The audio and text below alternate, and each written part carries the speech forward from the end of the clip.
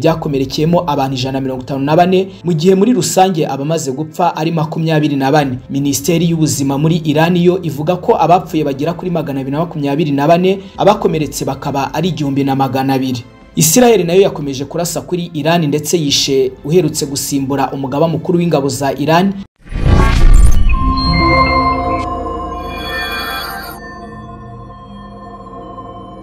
Amakuru aturuka muri Israel ku ntambara ihanganishije iki gihugu na Iran aravuga ko Minisitiri w'ingabo wa Israel Katz Israel yatangaje ko abasirikare b'igihugu cye bari kwitegura kurasa ahantu 10 hakorerwa intwaro z'ubumara i Tehran muri Iran.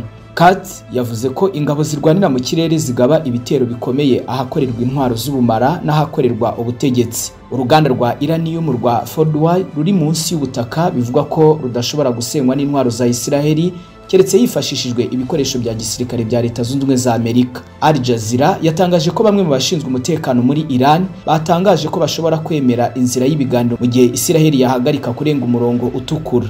Inzego z'umutekano za Iran zatangaje ko ibitero bya Israel bitageze ku ntego zabyo neza, ndetse mu gihe Leta Zunze Ubumwe za Amerika yakwinjira muri iyi ntambara byatuma akarere kose kisanga mu ntambara. Gusa Aaron Pinkas wabaye umudiplomate wa Israel uyu munsi akaba ari umusesenguzi, yavuze ko kugira ngo Israel igere ku ntego zayo ari uko yasenya ahakorerwa intwaro za nucleaire hazwi nka Fordow.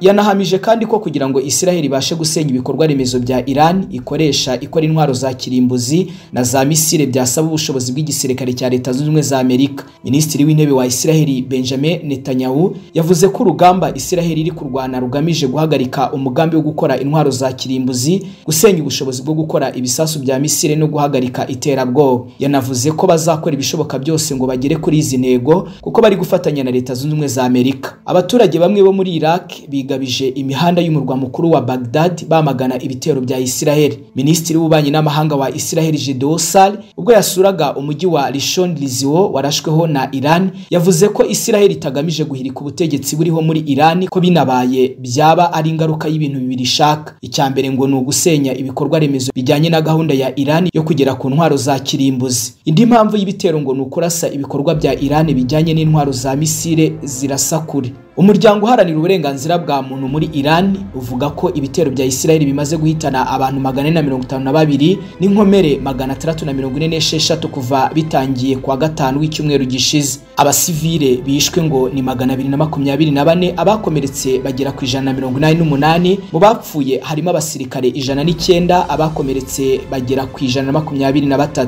Uyu muryango kandi ukavuga ko hari abandi bantu 119 bishwe ariko imyirondoro yabo itaramenyekana, n'inkomere 335 nazo hataramenyekana imyirondoro yazo. Ibitero bya Iran muri Israel mu ijoro ryo kuwa mbere byakomerekeyemo abantu 154 mu gihe muri rusange abamaze gupfa ari 24. Minisiteri y'ubuzima muri Iran yo ivuga ko abapfuye bagera kuri 224, abakomeretse bakaba ari 1200. Israel nayo yakomeje kurasa kuri Iran ndetse yishe uherutse gusimbura umugaba mukuru w'ingabo za Iran wiciwe mu bitero General Ali Shadman. Ijoro ryo kuwa mbere ryari ribi i Tehran kimwe no mu mijyi itandukanye muri Israel. Mu masaha y'uwo mugoroba Israel yarashe televiziyo ya Iran, hari hategerejwe kumenya icyo Iran nayo ikora. Amakuru atangwa n'imbuga zegamiye kuri Iran avuga ko misile zayo zahamije intego mu mujyi wa Tel Aviv n'ahandi hantu hatandukanye muri Israel. BBC yo ivuga ko abanyamakuru bayo bumvise ibintu biturikira i Yerusalemu. Israel yavuze ko ibitero byo kuwa mbere byakomerekeje abantu bake ku butaka bwayo.